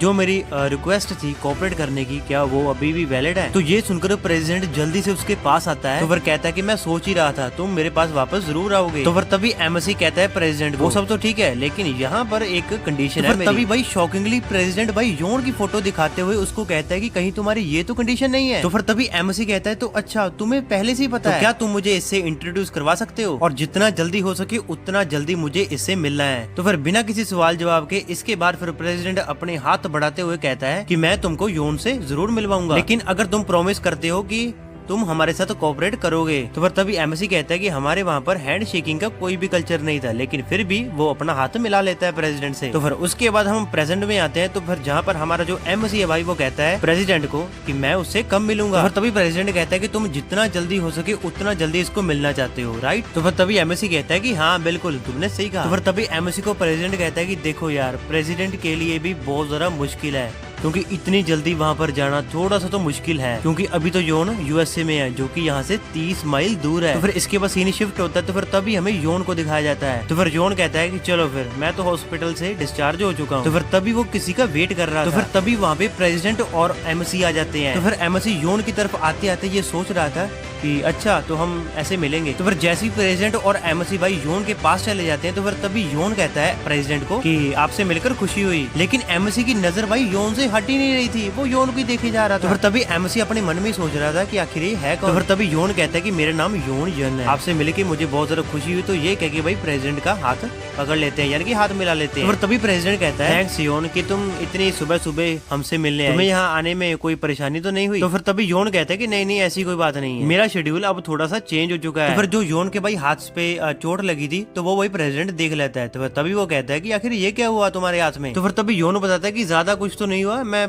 बस थोड़ा सा नीचे गिर गया, इसी की वजह से मुझे थोड़ी सी चोट आ गई। और वो प्रेसिडेंट से बात कर ही रहा होता है, लेकिन भाई तभी एमसी योन को कहता है कि तुमसे मिलकर अच्छा लगा, मेरा नाम है चौक रियूगन। एमसी का अचानक से उससे बीच में बोलता हुआ देखकर योन थोड़ा सा हैरान हो गया, लेकिन फिर भी योन एमसी के साथ हाथ मिला लेता है। तो तभी एमसी कहता है कि अच्छा आप ही हो नेशनल मेरिट, जिसके बारे में प्रेसिडेंट बात कर रहा था। फिर योन कहता है कि आपसे मिलकर मुझे भी काफी ज्यादा खुशी हुई, मेरा नाम योन यन है और मैंने ये भी सुना है कि हम लोग एक प्रमोशनल वीडियो पर अपीयर होंगे। सच में आपसे मिलकर मुझे सच में बहुत ज्यादा खुशी हुई, बहुत ज्यादा अच्छा लग रहा है। तो फिर तभी प्रेसिडेंट कहता है कि तुम दोनों ने एक दूसरे को अच्छे से अब जान लिया, तो फिर क्यों ना हम सभी बैठ के बात करें? तो फिर योन कहता है कि हाँ चलिए प्रेसिडेंट। तो तभी हम देखते कि योन यहाँ पर थोड़ा सा घबरा रहा था क्योंकि अभी तक एमसी ने योन का हाथ नहीं छोड़ा था। तो फिर तभी योन कहता है कि अरे वाह तुम तो बहुत ज्यादा स्ट्रॉन्ग हो। तो फिर तभी एमसी उसकी एनर्जी को चेक कर रहा था। तो फिर वो सोचते हुए कहता है कि रुको आखिरकार ये क्या है? तो फिर हम देखते हैं कि एमसी योन की पूरी बॉडी को स्कैन कर रहा था ताकि वो उससे डिटेक्ट कर सके कि उसके अंदर क्यों आई एनर्जी है भी या फिर नहीं। तो फिर तभी अचानक से एमसी शॉक हो जाता है। तो फिर वो कहता है कि मुझे तो इसके अंदर बिल्कुल भी क्यों आई महसूस नहीं हो रही। तो फिर तभी वो योन का हाथ छोड़ते हुए कहता है कि मुझे माफ करना, मैंने हाथ थोड़ा सा ज्यादा ही जोर से दबा दिया। तो तभी प्रेसिडेंट कहता है कि अरे कोई बात नहीं, अब तो तुम दोनों ने एक दूसरे को अच्छे से जान लिया पहचान लिया है, तुम अब थोड़ा सा साइड हटो, मुझे थोड़ा हल्का होने जाना है, तुम दोनों बात करो। तो फिर जैसे ही प्रेसिडेंट बाहर आता है तो तभी उसका जो ऑफिसर है वो कहता है कि सारे के सारे ट्रुप्स अब मेरे रेडी हैं। तो फिर तभी प्रेसिडेंट कहता है कि अब देखते हैं कि इसकी क्या मीटिंग होने वाली है। तो फिर भाई तभी हमें दिखाया जाता है कि एक साइड जोन बैठा होता है और दूसरी साइड भाई हमारा एमसी बैठा होता है। तो फिर जोन के जो पीछे खड़े साथी थे तो फिर जोन को कहते हैं कि सर हम भी थोड़ा सा बाहर टहल के आते हैं। तो फिर तभी जोन कहता है एमसी को कि वाओ इस ब्लू हाउस की चाय कितनी ज्यादा मस्त है, तुम इसे एक बार पी के देखो। एमसी तो भाई योन की बातों पर ध्यान ही नहीं दे रहा। तभी एमसी अपने मन में ही सोच रहा था कि ये बंदा क्रियोन को रिसेंबल करता है। तो फिर तभी योन कहते हैं कि यहाँ तुम्हें अच्छा कोई महसूस नहीं हो रहा। तो लेकिन फिर भी एमसी भाई कुछ भी नहीं बोलता। तो फिर तभी योन अपनी चेयर से उठ के एमसी को कहता है कि तुम कि चो क्रियोगियन, तुम अभी तक जिंदा हो। तो फिर ये सुनकर एमसी एकदम से गुस्सा हो जाता है। तो फिर जहाँ पर एमसी अपने चारों तरफ भाई डार्क फैला रहा था, यानी कि भाई जो हॉलीवुड मूवीज में होता है ना कि गुस्से में डार्क डार्क हो जाता है, तो इसीलिए वो। तो फिर तभी योन कहता है कि मुझे तो ऐसा लग रहा है कि तुम मुझे देखकर कुछ ज्यादा खुश नहीं हुए। तो तभी एमसी गुस्से से कहते हैं कि क्या तुम्हें यहाँ पर मजाक लग रहा है। तो फिर योन कहते हैं कि हाँ बहुत टाइम के बाद मिल रहे हैं हम, क्यों श्रीजन के तलवारबाज। तो फिर तभी एमसी कहता है कि ये तुम ही थे योन, तुमने बहुत ज्यादा अच्छे तरीके से अपनी क्यूआई को छुपा कर रखा था। आखिर इस लड़के को इस तरीके की स्किल कहाँ से मिली, आखिर ये कब से। तो फिर तभी ये सुनकर योन कहता है अगर तुम मुझे यहीं पे मार दोगे तो तुझे कुछ भी नहीं हासिल होगा, और ये तुम्हारी जो मारने की इच्छा है ना इसको थोड़ी सी कंट्रोल में रखो। और तुम्हें देखकर मुझे ऐसा नहीं लगता कि तुम यहाँ पर कुछ ज्यादा टाइम से हो। तो फिर तभी एमसी मन में सोच रहा था कि क्या अपना जवाब निकाल पाऊंगा मैं इससे। तो फिर तभी एमसी योन को कहता है आखिरकार तुम्हारा फ्यूचर में आना क्या एक घटिया चाल था। ये सुनकर योन हंसते हुए कहता है कि आखिरकार मैं इस घटिया चाल के लिए कैपेबल कैसे हूँ, ये तो मुझे तुम ही बताओ। तो फिर तभी एमसी अपने मन में सोचता सोचता योन को कहता है मैं तुमसे एक फाइनल क्वेश्चन पूछता हूँ, उम्मीद करता हूँ कि तुम इसका मुझे सच जवाब दोगे बिल्कुल। तो फिर एमसी कहता है योन को कि क्या मिस अभी भी जिंदा है। तो ये सुनकर योन बोलता है इस तरीके से मुझे धमकी देने वाले सवाल मत पूछो, और आई थिंक तुम उसी लड़की की बात कर रहे हो ना जिसकी तुम रक्षा कर रहे थे, गार्ड कर रहे थे, लेकिन शायद लगता है कि मुझे पता है कि वो जिंदा भी है या फिर नहीं। तो फिर इससे अगले ही सीन में हमें एक चाय का कप उड़ता हुआ दिखाया जाता है। तो तभी हमें दिखाया जाता है कि एमसी वहाँ पे हमला कर देता है जिसकी वजह से भाई टेबल भी टूट जाता है। तो फिर ये देख के योन थोड़ा सा घबरा जाता है। योन की चेयर भाई एकदम से पीछे की तरफ से घसीटती हुई जाती है और फिर दीवार में लग जाती है, दीवार टूट जाती है। तो फिर तभी एमसी कहता है कि अगर तुझे नहीं बताना तो मैं अपने आप ढूंढ लूंगा। तो फिर भाई एमसी का ये रूप देखने के बाद भाई थोड़ा सा घबरा जाता है हमारा योन। तो फिर तभी योन उस भाई दीवार से बाहर निकलते हुए कहता है कि क्या तुम हमेशा से ऐसे थे, अब मुझे तो ऐसा लगता है कि मुझे अकेले ही अब तुम्हारा सामना करना पड़ेगा। लेकिन हाँ एक मिनट अभी रुक जाओ, तुम्हें देखकर मुझे ऐसा तो नहीं लगता कि तुम्हें इससे कोई फर्क पड़ेगा, लेकिन फिर भी मैं तुम्हें बता दूं कि यहाँ पर हमें कोई भी तंग नहीं करेगा। मैंने यहाँ पर इल्यूजन का इस्तेमाल करके इस जगह को सेपरेट कर दिया है, यानी कि कोई भी बाहर से देखेगा तो उसे वही लगेगा कि बस दो पुराने दोस्त आपस में बैठकर बात कर रहे हैं, किसी को ये नहीं पता लगेगा कि हम तो लड़ाई कर रहे हैं। इसीलिए तुम्हें ज्यादा चिंता करने की कोई जरूरत नहीं है, हमारी लड़ाई के बीच में कोई भी दखल अंदाजी नहीं करेगा। तो चलो फिर लड़ाई शुरू करते हैं। तो फिर चलो फिर हम लड़ाई स्टार्ट करते हैं। तो फिर इसके बाद भाई योन एमसी के ऊपर हमला करना चाहता था। जैसे भाई वो भागता भागता आ रहा तो फिर तभी भाई एमसी कहता है कि तुम अपनी बकवास बंद करो। तो फिर ये सुनकर योन थोड़ा सा कंफ्यूज हो जाता है। तभी एमसी कहता है कि तुम योन नहीं हो। तो फिर तभी योन सोच रहा था कि क्या उसके हाथ में बाई कौन है। तो फिर तभी योन कहता है कि आखिर अब तुम क्या बकवास कर रहे हो। इसके बाद जैसे भाई एमसी योन को कहता है कि तुम योन नहीं हो, फिर योन तभी हमला करते करते ये सोच रहा था अपने दिमाग में कि आखिर इसके हाथ में क्या बाई कौन है। तो फिर योन कहता है कि अचानक तुम किस तरह की बकवास करने लगे। तो फिर तभी एमसी कहता है कि तुमने अपनी क्यूआई को काफी ज्यादा अच्छे तरीके से छुपाया और वो भी इतनी देर तक, लेकिन अब तुम अपने आप को डिफेंड कर रहे हो तो इसीलिए तुम्हारी क्यूआई लीक हो रही है और जिसको तुम लीक होने से बचा भी नहीं सकते। तो फिर योन कहता है कि ये स्किल्ड है। तो फिर तभी एमसी उसे कहता है कि मैं ये चीज अच्छे तरीके से जानता हूँ, ये क्यूआई उस कमीने की तो नहीं है। फिर तभी हम देखते हैं कि भाई जो योन होता है वो भाई असल में योन होता ही नहीं है। तो फिर तभी हमें दिखाया जाता है कि भाई योन की बॉडी में जो भाई इल्यूजन था वो हटने लगता है धीरे धीरे। तो फिर जैसे इल्यूजन भाई उसकी बॉडी से पूरा का पूरा हट जाता है तो फिर भाई हम देखते हैं कि वो लड़का नहीं लड़की है। तो फिर तभी भाई वो लड़की कहती है, यानी कि योन जो लड़का से लड़की बन गया वो प्यारी सी स्माइल करती हुई एमसी को कहती है मैंने नहीं सोचा था कि तुम मुझे इतनी जल्दी ढूंढ लोगे, सच में मैं तो तुमसे काफी इम्प्रेस हुई। फिर तभी एमसी कहता है कि मैंने भी एक्सपेक्ट नहीं किया था कि इतने सारे लोगों में से मुझे तुम्हारी शक्ल देखने को मिलेगी। तो फिर इसके बाद अचानक से सीन शिफ्ट होता है, फिर जहाँ पे हमें इसका नाम पता चलता है जो कि योन यनी। क्या रिबेल के दिन उस दिन पहाड़ी की चोटी पर क्या ये वो नहीं। तो फिर तभी हमें वही प्रेजेंट का सीन दिखाया जाता है। तो फिर तभी वो लड़की कहते हैं कि अरे यार तुम तो मुझे शर्मिंदगी महसूस करवा रहे हो। लेकिन भाई हमारा एमसी तभी सोच रहा था अपने मन में कि आखिरकार ये जिंदा कैसे है, इसे तो मैंने अपने हाथों से मारा था। तो फिर तभी वो लड़की बोलती है तो जैसे तुम्हें योन के बारे में पता चला वैसे ही सर ओकिंग भी बहुत ही ज्यादा फेमस फिगर है। मैं फिलहाल के लिए उन्हीं के रूप में होकर काम कर रही हूँ ताकि जो सर ओकिंग है वो अपने बड़े प्लान को अंजाम दे सके। वैसे भी मैं उन्हें डेली रिपोर्ट देती हूँ, जैसा कि मैं अभी भी वही करूंगी। मैं उनको बता दूंगी कि तुम जिंदा हो और मुझे पता है कि ये उनके लिए एक बहुत बड़ा न्यूज होने वाला है। मुझे पता है ये बात सुनकर वो बहुत ही ज्यादा एक्साइटेड हो जाएंगे। ये सब कुछ कहते हुए तो फिर अचानक से वो अपने इल्यूजन का इस्तेमाल करते हुए वहाँ पर अपने कई क्लोन क्रिएट कर देती है। जब क्लोन क्रिएट हो जाता है तो फिर तभी वो अपने कई सारे लोगों को कहती है, यानी कि क्लोन को कहती है कि अगर हम इसे बॉस को दे दें तो बॉस हमें बहुत सारे रिवार्ड देंगे। जहाँ ये सब कुछ भाई कह रहे थे, लेकिन भाई तभी एमसी उसके क्लोन पर ही अटैक कर देता है। तो फिर भाई तभी हम देखते हैं कि एमसी के शरीर से अंदर से भाई बहुत ही ज्यादा अमाउंट में रॉ रिलीज हो रहा था। तो तभी लड़की कहती कि आखिर ये इतना क्यों आई, क्यों रिलीज कर रहा है। तभी हमारा एमसी कहता है कि तुमने अपनी बकवास बहुत कर ली, अब तुम अपना मुंह बंद कर सकते हो। फिर एक बार फिर से भाई वो लड़की कहती है कि तुम बहुत बड़े गधे हो, तुम इतना ज्यादा क्यों आई रिलीज कर रहे हो, वो भी इस बॉडी के साथ, वो भी इतने लंबे समय बाद अवेक नहीं हुई है, यानी कि पूरे तरीके से काम नहीं कर रही है। ऐसा तुम कर ही नहीं सकते, क्योंकि देखो तुम्हारी जो बॉडी है वो बहुत ही ज्यादा डैमेज हो चुकी है। इस लड़की को लग रहा था कि जो भाई हमारा एमसी है वो अभी अभी बर्फ से उठा होगा और उसके जो पुराने जख्म है वो हील नहीं हुए होंगे। तो फिर इसीलिए भाई उसे लग रहा था कि हमारा एमसी यहाँ पर ही मर जाएगा अगर वो इतना ज्यादा अमाउंट में और रिलीज करेगा। तो तभी एमसी उसके बातों पर ध्यान ना देते हुए भाई तभी उसके क्लोन पर हिट कर देता है। ये देखकर वो लड़की बहुत ज्यादा हैरान हो जाती है। तो फिर तभी एमसी कहता है कि आखिर ये तुम्हारे जो स्टैंडर्ड है वो मेरे ऊपर अप्लाई कब से कर रहे हैं। तभी जो लड़की है वो भाई अपने क्लोन को मरते हुए, इतनी जल्दी मरते हुए देख के और इतनी आसानी से देखते हुए सोच रही थी ऐसा नहीं हो सकता, इतनी आसानी से मेरा क्लोन नहीं मर सकता। लेकिन भाई जो हमारा एमसी है वो भाई लगातार अपनी स्पीड से एक एक क्लोन को मारते जा रहा था, जहाँ पर भाई वो कैसे न कैसे करके उस लड़की को भी डैमेज कर देता है। तभी वो कहते हैं कि इस लड़की के भाई घायल होने की वजह से उसके जो क्लोन थे वो धीरे धीरे गायब होते जा रहे थे। और तभी ये सब कुछ देखकर भाई वो लड़की घबराते हुए कहती है कि डैमट उसे जान से मार दो। लेकिन भाई सारे के सारे क्लोन वहाँ से जा चुके थे। तभी भाई हमारा एमसी उसे देखते हुए कहता है उस दिन तुम डेफिनेटली मेरे हाथों मारी गई थी, तुम्हें भी वो दिन याद ही होगा जिस दिन तुम्हें झरने के पीक पर थी और तुम वहाँ से बहुत ही ज्यादा क्रिटिकल इंजरी के साथ वहाँ से नीचे गिर गई थी। लेकिन फिर भी आखिर तुम इस फ्यूचर में ट्रेवल कैसे कर पाई। तभी वो लड़की कहते कि उस दिन मुझे भी लगा था कि मैं मर चुकी हूँ। जैसी उस टाइम मैंने अपनी आंखें खोली तो मेरे सामने एक ऐसी दुनिया थी जिसके बारे में मैं कुछ भी नहीं जानती थी। पता नहीं कितने सालों बाद मैं जगी थी। जल्द ही मैंने ये रियलाइज कर लिया था कि जिस बंदे ने मेरी जान बचाई है वो सर योन थे और इस फ्यूचर वाले लाइफ में रहने के लिए मुझे मौका दिया। तो फिर ये सुनकर भाई हमारा एमसी कहता है कि तुम ये कह रही हो कमीना इंसान तुमसे भी पहले से वो लड़की कहते हैं कि हाँ बिल्कुल। तो फिर तभी धीरे धीरे करके वो अपना हाथ भाई बालों की तरफ लेके जाती है। तो फिर बालों से एक स्टिक निकालती है। तो फिर तभी अचानक से उसके ऊपर हमला कर देती है। तो तभी वो कहते हैं कि इसलिए मैं हमेशा उनके लिए लॉयल रहूंगी। लेकिन भाई जैसी वो लड़की हमला करती है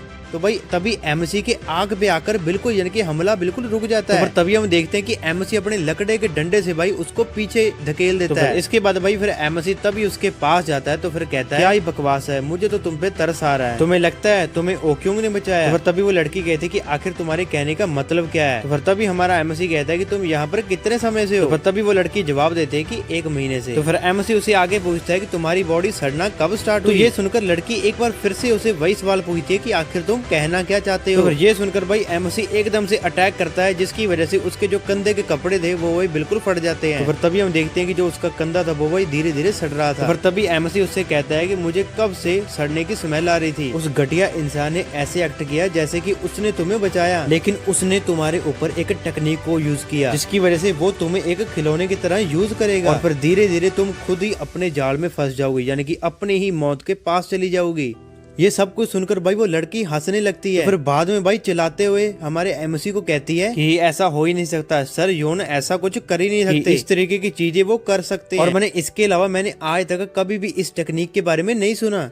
तो फिर तभी भाई एमसी उसे बताता है कि ये कोई नॉर्मल टेक्निक नहीं है और हाँ ये भी बात पक्की है कि मेरे हिसाब से कि तुमने इसके बारे में कुछ भी नहीं सुना होगा। वैसे भी तुम्हें देख के तो ऐसा लगता है कि तुम्हारा फ्यूचर में कोई काम नहीं है। तुम खुद ही सोच लो ना कि आखिरकार तुमसे उसने सच्चाई क्यों छुपाई और ये तुमसे ये घटिया डिस्गाइज होने वाला काम क्यों करवा रहा है। क्योंकि तुम्हारे अंदर इससे ज्यादा इस्तेमाल करने वाली कुछ भी चीज नहीं है। तभी भाई उस लड़की को रियलाइज होने लगता है। तो फिर जहाँ वो भाई रियलाइज करते करते किसी और ही वर्ल्ड में पहुंच जाती है। तभी उसे लगा कि उसका कोई हाथ पकड़ रहा है। जैसे वो पीछे देखती है तो फिर पीछे उसे दिखता है कि एक सड़ी हुई बॉडी उसका हाथ पकड़ रही थी। इसे देखकर वो लड़की डरने लगती है। वहाँ पे जितनी भी बॉडी होती है वो सारी की सारी बॉडी अपने अंदर खींचने लगती है। तो फिर जैसी भाई वो लड़की होश में आती है तो फिर कहती है कि क्या मेरी भी बॉडी इसी तरीके से सड़ने वाली है, क्या मैं भी इसी तरीके से मर जाऊंगी। तो फिर तभी भाई हमारा एमसी उसे कहता है तुम चिंता मत करो, एक रास्ता है जिससे तुम्हारी लाइफ स्पैन बढ़ जाएगी। तो फिर तभी वो लड़की अपने मन में सोचती है और कहती है एमसी से एक रास्ता। तो फिर तभी उसे एमसी कहता है कि तुम्हारी क्यूआई को रिकंस्ट्रक्शन करना पड़ेगा। तुम्हारी बॉडी के अंदर जो क्यूआई डाली गई है इनर क्यूआई को रोकने के लिए उसके ऑपोजिट क्यूआई को तुम्हारे बॉडी में डालना पड़ेगा। तो फिर वो लड़की सोचते हुए कहती है क्या क्यूआई रिस्ट्रक्शन। तो फिर तभी भाई एमसी उसे कहता है कि तुम इस तरीके से अपनी बॉडी को सड़ने से बचा सकते हो, बचा सकती हो और फिर मरने से तुम बच सकते सकती हो, चलो अब यहाँ से देखो। तो फिर इतना कहती भाई जो लड़की की बॉडी थी वो एकदम से ठीक हो जाती है, जो वहाँ पे सड़ा हुआ निशान था वो एकदम से ठीक हो जाता है। ये देखकर भाई वो लड़की कहती कि क्या मैं अब सही हो रही हूँ, क्या मेरी स्किन पहले जैसी हो चुकी है, और क्या सचमुच सर योन मुझे खिलौने की तरह यूज करके फेंकना चाहते थे। तो भाई तभी हमारा एमसी कहता है यहाँ पर बस 2 ही लोग हैं जो कि तुम्हारे अंदर इनएक्यूआई को इंजेक्ट कर सकते हैं, या तो मैं या फिर वो कमीना योन। तो बस अब चॉइस तुम्हारा है, तुम योन का साथ देना चाहती हो जो कि तुम्हें मारना चाहता है, या फिर तुम मेरा साथ दो जो कि तुम्हें बचाएगा। तो फिर तभी लड़की शांत हो जाती है, तो फिर तभी वो अपने कपड़े को सही करके एमसी को कहती है कि मैं जीना चाहती हूँ, तो बताओ आखिरकार मुझे क्या करना होगा। तो फिर तभी एमसी कहता है तुम्हें ज्यादा कुछ नहीं करना, तुम्हें सिर्फ डबल एजेंट बनना है। तो फिर तभी भाई वहाँ से सीन शिफ्ट होता है, तो फिर हमें बाहर का सीन दिखाया जाता है जहाँ पे गार्ड एक दरवाजे के बाहर किसी का वेट कर रहा था। तो फिर तभी किसी की चिल्लाने की आवाज आती है, तो फिर तभी वो गार्ड कहता है कि आखिर अंदर हो गया रहा है। तो फिर तभी वहाँ पे एक आवाज आती है जोर से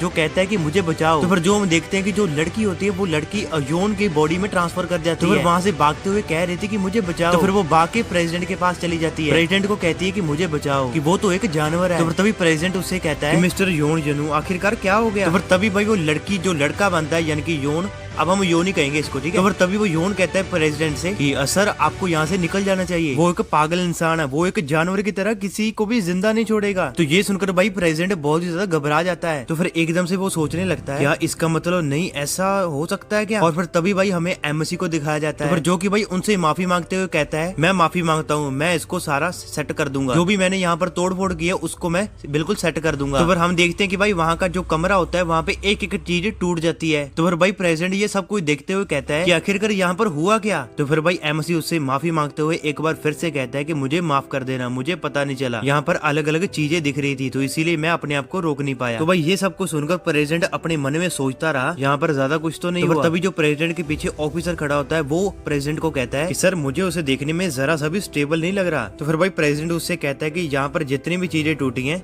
फिलहाल के लिए इसके बारे में हम बात नहीं करेंगे, लेकिन आप ठीक हो। तो फिर एमसी कहता है कि हाँ मैं बिल्कुल। तो फिर प्रेसिडेंट भाई योन को पूछता है कि क्या आप ठीक हो, आपको कोई चोट तो नहीं आई। तो फिर योन कहता है कि हाँ मैं बिल्कुल ठीक हूँ। तो फिर तभी योन अपने मन में सोच रहा था कि आखिरकार ये कैसे हिम्मत कर रहा है इस तरीके से ओपनली सबसे बात करने में, ये कैसे कर रहा है। तभी भाई एमसी नीचे बैठते हुए कहता है चलो कोई बात नहीं, फिलहाल यहाँ पर किसी को चोट नहीं लगी, लेकिन ये कितनी ज्यादा बुरी बात है कि मैं यहाँ पर चाय नहीं पी पाया, लेकिन कोई ना हम दोबारा बैठकर आराम से एक दिन जरूर चाय पियेंगे। यानी कि भाई एमसी का कहने का मतलब था कि हमें दोबारा मिलना होगा, और जो रियल वाला योन है उसके बारे में हम डीपली बात करेंगे। तो फिर हमें एक पास्ट का सीन दिखाया जाता है जहाँ वो बहुत ही छोटा था और अपने मास्टर के घुटनों पे बैठा था। तभी उसका मास्टर उसे कहता है कि बताओ रक्षक क्या होता है। तो फिर तभी भाई मास्टर ही इसका जवाब देता है इस सवाल का। वो कहता है कि एक रक्षक वो होता है जो कि अपनी तलवार से लोगों की मदद करे। तुम्हारी तलवार सिर्फ लोगों को बचाने के लिए उठनी चाहिए, और जो लोग किसी भी मुसीबत में है तुम्हें अपनी जिंदगी दांव पे लगा के उस लोगों की मदद करनी है। हमेशा एक बात याद रखना, तुम जिसकी भी रक्षा करोगे वो सबसे पहले और ऊपर होना चाहिए, फिर चाहे भले ही वो तुम्हारा जीवन हो या फिर तुम्हारे माता पिता। जिसके पास बचाने के लिए कुछ होता है वो आसानी से तो नहीं मरता। तो ये बातें तुम हमेशा याद रखना चौकरी की। तो फिर भाई तभी हमें प्रेजेंट का सीन दिखाया जाता है, जो उनकी जैसी आंख खुलती है तो वो अपने आप को हॉस्पिटल में देखता है जहाँ पर कई सारे डॉक्टर उसका चेकअप कर रहे थे।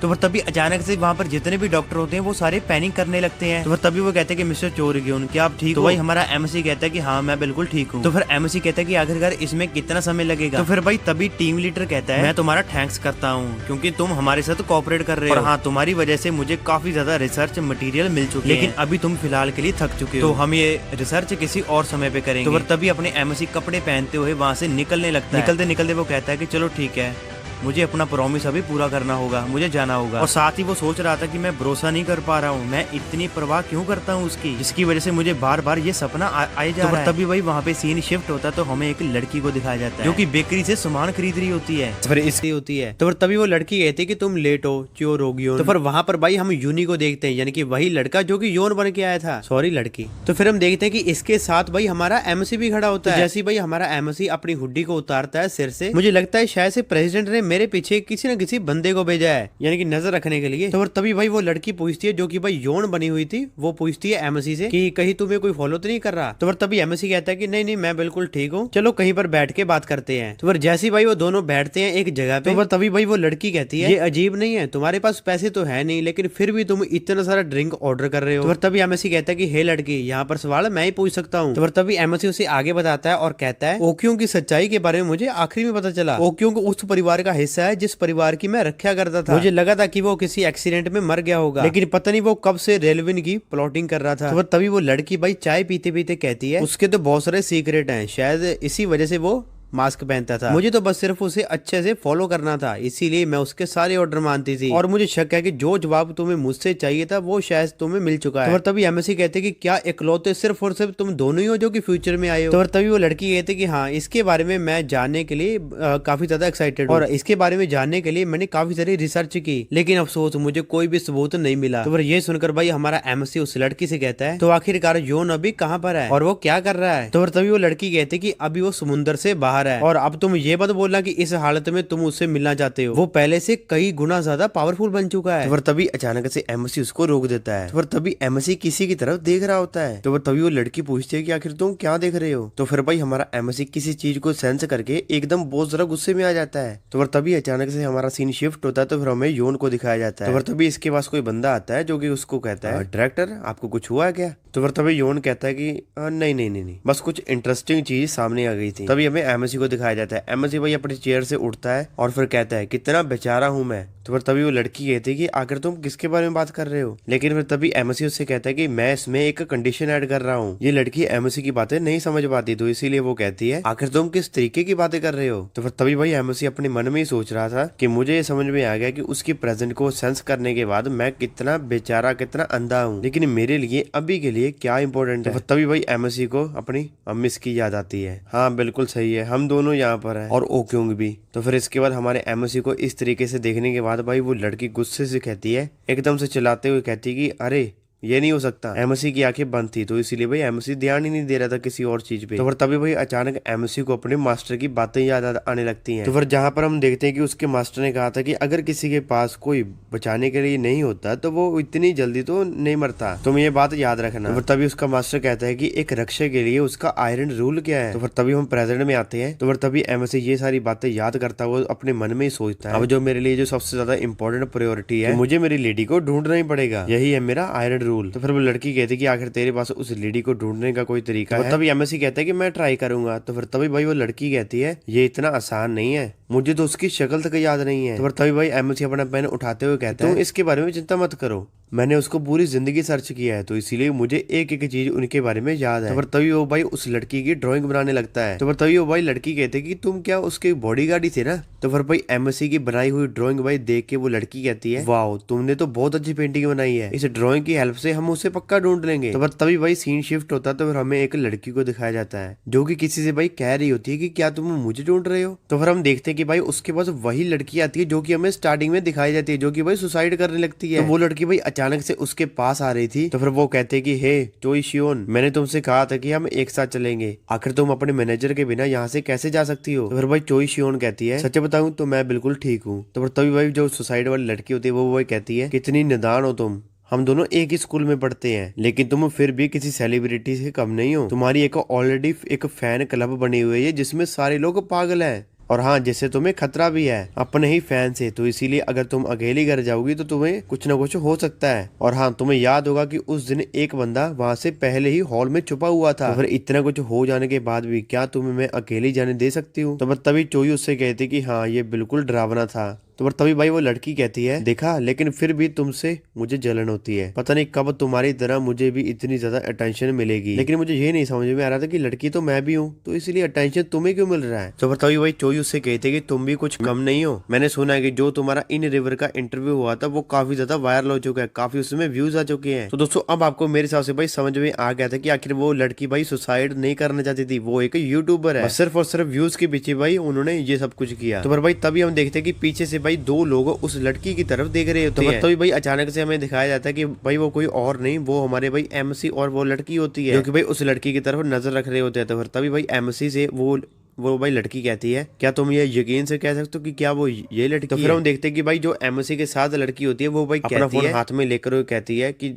जैसा कि मैंने एक्सपेक्ट किया था कि इससे जरिए हमें इन्फॉर्मेशन काफी जल्दी और कहीं गुना ज्यादा मिलेगी। और इसके अंदर तो बहुत ही कमाल का एक फंक्शन भी है। लेकिन भाई जो हमारा एमएससी होता है वो भाई उस लड़की की बातों पर ध्यान ही नहीं दे रहा। तभी एमएससी उससे कहता है कि हमें बहुत ही ज्यादा कम टाइम में काफी ज्यादा प्रोग्रेस कर ली है। तो फिर एमएससी की बातों को सुनकर वो लड़की कहती है, मैं सच बताऊं मुझे तो ऐसा लग रहा था कि हमें पूरे साल की क्यों ही एनर्जी लगाना पड़ेगा इस चीज को ढूंढने के लिए। तभी भाई एमएससी कहते हैं कि क्या तुम थोड़ी देर चुप नहीं रह सकती, तुम 2 मिनट के लिए। लेकिन फिर जैसे ही भाई एमएससी एकदम से लड़की की तरफ देखता है तो भाई लड़की फिर वहां पे नहीं होती, केवल वही वहां पे छाता पड़ा होता है। तो फिर तभी भाई अचानक से चिल्लाने की आवाज आती है, जो कि हम देखते हैं वही जो 2 लड़कियां थी जिसको भाई 2 लड़कों ने घेर लिया था। तो तभी भाई वो लड़की कहती कि आखिर तुम हो कौन। तो तभी उनमें से एक लड़का कहता है कि आखिर तुम भाग क्यों रही थी। तो फिर दूसरा वाला कहता है तो इसीलिए तो तुम गीले हो जा रही हो, ये अच्छी बात नहीं है, तो इसीलिए भागना बंद करो। और हाँ, तुम बिल्कुल भी गलत मत समझो, हम चाय यानी के फैन हैं, हमने कल ही अपने पब्लिक सर्वेंट में नाम लिखाया है। तो फिर क्या तुम इनकरेज करने के लिए क्या तुम हमें हक दे सकती हो, और हो सके तो इसके बाद एक फोटो भी। और हाँ, हो सके तो फोटो जो प्राइवेट हो, फिर तो और भी बढ़िया होगा। जब तुम हार्ड टाइम से गुजर रही थी हमने तुम्हारी हेल्प की, तो इसीलिए हमारे लिए तुम इतना तो कर ही सकती हो। तो फिर इसके बाद जो लड़की होते है वो भाई एकदम से हो जाती है। फिर भाई वहाँ पे जो लड़के होते हैं वो भाई एकदम से अजीब सा चेहरा बना के कहते हैं कि तुम इतना तो कर ही सकती हो हमारे लिए, अपने फैंस के लिए। तो फिर भाई तभी हमें दिखाया जाता है कि ये सारी चीजें भाई एमएससी और भाई वो लड़की सब कुछ देख रही होती है। तभी भाई वो लड़की कहती है कि एमएससी को कि आखिर यहाँ पर हो क्या रहा है। लेकिन फिर एमएससी भाई कुछ भी नहीं कहता है, एमएससी सिर्फ और सिर्फ उनको देख रहा होता है। तो तभी भाई अचानक से एमएससी अपने पास्ट को याद करता है। तो फिर कहता है कि हे डंडेलियन और मेरी लेडी, ये दोनों एक ही तरह है, मेरी लेडी भी डंडेलियन की तरह स्मेल करती है और वो उसी की तरह गोरी है और वो एक अमीर खानदान से है। लेकिन वो बहुत ही ज्यादा रोती थी, अगर वो एक बार बीमार पड़ जाती तो वो सच में बहुत ज्यादा बुरी तरीके से बीमार हो जाती थी, जिन्हें हर पल सुरक्षा की जरूरत हो। तो तभी भाई ये सब कुछ कहते हुए भाई एमएससी भाई हमारा नीचे आ जाता है। तो तभी भाई हम देखते हैं कि उनमें से जो एक लड़का था जो कि मोटा वाला, वो भाई सियोन को गले लगा लेता है। तो फिर जहाँ वो हंसते हुए कहते हैं कि फाइनली मैंने इसे गले लगाई। तभी भाई एमएससी उससे कहते हैं कि इसका मतलब ये नहीं है कि वो एक नादान थी, एक कमजोर थी। फिर भाई तभी हम देखते हैं भाई वो लड़की होती है जिसको भाई हग नहीं किया जाता, यानी कि दूसरी लड़की, वो भाई उन दोनों को पीट देती है। तो फिर वहां पे उस लड़की की परछाई में भाई हमें एक झलक उसकी देखने को मिलती है। तो फिर तभी अचानक से भाई वो लड़की की नजर एकदम से एमएससी की तरफ जाती है। तो फिर जहाँ पे वो देख रही थी कि भाई एमएससी बारिश से भीग रहा था, तभी भाई वो लड़की एमएससी की तरफ आती है। तो फिर तभी भाई एमएससी उससे माफी मांगते हुए कहता है कि मुझे माफ कर दीजिए, मुझे माफ कर दीजिए, मैं बहुत ही ज्यादा लेट हो गया। फिर वो कहता है कि फाइनली मुझे मेरी लेडी मिल चुकी है, ये वही लेडी है, ये डेफिनेटली वही लेडी है। पर तभी भाई एमएससी अपनी जैकेट को उतारते हुए कहता है कि माई लेडी यहाँ पे बहुत ज्यादा ठंड है, तो इसीलिए आप जैकेट पहन लो। फिर जहाँ पर भाई वो इतना कह रहा होता है तो फिर तभी भाई जो लड़की होती है वो भी एक अचानक से एक भाई मुक्का मारती है एमएससी की, जिसको देख के भाई अचानक से एमएससी भी कंफ्यूज हो जाता है। तो फिर भाई वो समझ नहीं पा रहा था कि आखिर यहाँ पर हो क्या रहा है। तभी भाई एमएससी कहता है कि माई लेडी। तो तभी वो लड़की कहती है कि बहुत दिनों के बाद तुम भी, मुझे लगता है कि तुम भी उस लड़की के फैन हो। तभी भाई एमएससी मन में ही अपने सोचता है कि ये मेरी लेडी नहीं है, आखिर ये कैसे, इस बात में मैं बिलीव क्यों नहीं कर पा रहा। तो तभी भाई एमएससी अचानक से उससे अपना नाम पूछता है, जहाँ वो एमएससी भाई अपने मन में सोच रहा था कि शायद ये अपनी याददाश्त से भूल चुकी है। तो फिर वो लड़की कहती है कि क्या मेरा नाम, क्या तुम चोई शियोन के फैन नहीं हो। तो फिर एमएससी कहता है कि बिल्कुल नहीं। तो तभी भाई एमएससी अपने मन में ही सोचता है कि इस लड़की की केवल याददाश्त नहीं गई है, ये उस लड़की से भी अलग है। तो फिर भाई एमएससी उससे माफी मांगने लग जाता है। तो भाई ये सुनकर वो लड़की तो थोड़ी हैरान हो जाती है। तो फिर तभी एमएससी भाई उसे देखकर ये सोच रहा होता है कि ये एक डिफरेंट पर्सन है, ये उसी की तरह दिखती जरूर है लेकिन ये है नहीं। तो फिर भाई साथ ही भाई जो लड़की होती है, लड़की भी भाई उससे माफी मांगती है अनजाने में अचानक से उसके ऊपर हमला करने के लिए। लेकिन भाई हम देखते हैं कि जैसे ही भाई वो लड़की उससे माफी मांग रही होती है, लेकिन भाई तभी भाई जो लड़के होते हैं एमएससी को पकड़ लेते हैं पीछे से। तो फिर भाई वो लड़के कहते हैं एमएससी को तुम एक पागल फैन। लेकिन फिर हम देखते हैं कि भाई वो दोनों लड़के अपनी पूरी ताकत लगा देते हैं, लेकिन भाई एमएससी को वो हिला तक नहीं पाते। तो फिर जहाँ भाई वो लड़के कह रहे होते हैं कि आखिर इस बंदे की स्ट्रेंथ कितनी है, तो फिर आखिर में इसको हिला क्यों नहीं पा रहा। तो फिर भाई उन दोनों लड़कों को देख के चोई शियोन कहती है कि ये तो मेरे मैनेजर हैं। तभी भाई जो सुसाइड वाली लड़की होती है वो भाई कहती है पागल फैन ये इंसान नहीं है, पागल फैन तो वो दोनों है जो कि वहां पर लेटे हुए हैं, तो फिर जाओ उनको जाके पकड़ो। तो फिर तभी भाई 2 मैनेजर उन दोनों को पकड़ लेते हैं जो कि भाई नीचे गिरे होते हैं। तभी भाई उनमें से जो एक मैनेजर होता है वो भाई कहता है कि आखिर वो लंबे बालों वाला कौन था। तो फिर ये सुन के भाई वो लड़की पीछे देखती है एकदम से। तो फिर वो अपने एमएससी को देखती है, वो अपने मन में ही सोचती है कि मुझे लगता है कि इस बंदे की भी कोई दर्दनाक कहानी है। तो तभी भाई अचानक से सीन शिफ्ट होता है। तो फिर तभी भाई हमें एमएससी और उसके साथ की जो भाई लड़की थी वो दिखाई जाती है, जो कि एक समाधि में खड़े हुए थे। तो फिर वो लड़की कहती कि मैंने जैसा सोचा था ये तो उससे भी ज्यादा खराब जगह है। मुझे लगता है कि काफी ज्यादा समय जा चुका है, इसीलिए तो ये जगह इतनी ज्यादा खराब हो चुकी है। इस वीडियो में हम उस लड़की का नाम यूनी कहेंगे। तो फिर यूनी एमसी को कहते कि आई गेस मेरे हिसाब से इस जगह को काफी ज्यादा टाइम हो चुका है, इसीलिए ये इतनी ज्यादा खराब हो चुकी है, इतनी ज्यादा बंजर बन चुकी है। मैंने इस इन्फॉर्मेशन के बारे में कहीं तो कंफर्म किया है। मैंने इस जगह के बारे में कंफर्म किया था कि इस कंट्री के सबसे बड़े हाथों से जिसको प्रेसिडेंट ने इंट्रोड्यूस करवाया था, और मैंने कुछ सर से भी ये बात को कंफर्म किया था। जितनी भी मुझे ये जानकारी मिली है उसके अकॉर्डिंग मिन फैमिली की लेडी रेबल के दिन ही मर गई थी। यहाँ तक कि जो चीजें वो यूज करती थी वो चीजें भी उसके साथ कब्र में थी। तो फिर तभी यूनी की नजर कहीं पे पड़ती है। फिर एमसी अचानक अपने घुटनों के बल बैठ जाता है। तो फिर एमसी भाई एकदम से गुस्सा होके अपने मन में सोचता है मेरी लेडी को बचाने के लिए उस टाइम जब मैंने वो कदम उठाया था उसी के चलते मैंने अपना आयरन रूल तोड़ दिया। अब मुझे समझ आया कि मैं लेडी के साथ अंत तक क्यों नहीं रह पाया। तो फिर तभी भाई वो अपने आप को कोसते ही जा रहा था, कोसते ही जा रहा था। तो फिर कहने लगता कि मैं इतना भी नहीं कर पाया, मैं अपने आप को बचा ही नहीं पाया, मुझे अपने ऊपर बहुत ज्यादा गुस्सा आ रहा है। तो फिर वहीं हम यूनी को भी देखते हैं जो कि अपने मन में सोच रही थी जैसे कि नदियां बह रही हैं, पहाड़ ऐसे कांप रहे हैं, लेकिन मेरे हिसाब से इसका मतलब कुछ नहीं है क्योंकि माई लेडी की डेथ हो चुकी है। तो फिर इसके बाद हमें वही लड़की दिखाई जाती है जो कि स्टूडेंट होती है। तो फिर जहाँ वो बहुत ही ज्यादा खुश थी और दरवाजा खोलते हुए कह रही थी कि मैं पहुंच गई, डेंटिलियम पहुंच चुकी है। तो फिर हम सामने की तरफ देखते हैं कि भाई वहाँ पे तो कोई भी नहीं होता। तो फिर तभी ये देख के वो लड़की कहती है यार यहाँ पे कुछ भी नहीं है, आखिर कहाँ गए सारे लोग, कहीं वो बैंकरप्ट तो नहीं हो गए। तो फिर तभी हमें एक बंदे को देखते हैं जो कि सोफे पे लेटा हुआ भाई सो रहा था। सोफे पे लेटा लेटा भाई वो बंदा कहता है आखिरकार तुम किस बारे में बात कर रही हो। तो फिर वो लड़की कहती कि बॉस। तो फिर वो लड़का कहता है कि चाहे यहाँ पर एक भी वर्कर ना रहे लेकिन मैं इस कंपनी को नहीं छोड़ूंगा। तो फिर तभी भाई वो लड़की कहती है जिसका नाम डेंडेलियन होता है, वो कहती है लेकिन अब यहाँ पर तो आप सो रहे हो अपने घर को छोड़ने के बाद। तो फिर वो बंदा कहता है कि तुम छोटे छोटे डिटेल को लेकर मत बैठो। तो तभी भाई हमें वो बंदा अपना फेस भी दिखाता है। तो इसका हमें नाम भी पता चलता है जिसका नाम है सीडीओ, और जो कि एचडी एजेंसी का सीईओ होता है। और हाँ ये इकलौता ऐसा एम्प्लॉय है जो कि सिर्फ एक ही कंपनी में, इसके साथ और कोई भी नहीं है। तभी वो बंदा कहता है डेंडेलियन से कि जाओ तुम बिल्कुल सही टाइम पे आई हो, जाओ मेरे लिए एक न्यूडल बना कर लाओ। तो डेंडेलियन कहते हैं कि एक्सक्यूज मी, मैं इस कंपनी में सेलिब्रिटी की तरह हूँ और हाँ मैंने तो अब तक अपना अच्छा काम स्टार्ट भी नहीं किया। तो फिर तभी वो लड़का अपने सोफे से उठकर कहता है कि हाय मेरी गर्दन। तो फिर वो कहता है कि क्या मैं तुम्हारे लिए भी एक कटोरा बना दूं नूडल का। तो फिर इसके बाद डेंडेलियन भाई गुस्से में आ जाती है। तो फिर कहती है क्या तुम्हें न्यूज नहीं देखा। तो फिर तभी सीडीओ कहता है कि हाँ मैंने देखी थी वो तुम्हारी इंटरव्यू वाली वीडियो की काफी ज्यादा वायरल हो चुकी है और फिर उस जगह पर पहुंचने की लोग काफी ज्यादा कोशिश कर रहे हैं, बस तुम थोड़ा सा वेट करो। आजकल वो बच्चे के लिए लोग काफी ज्यादा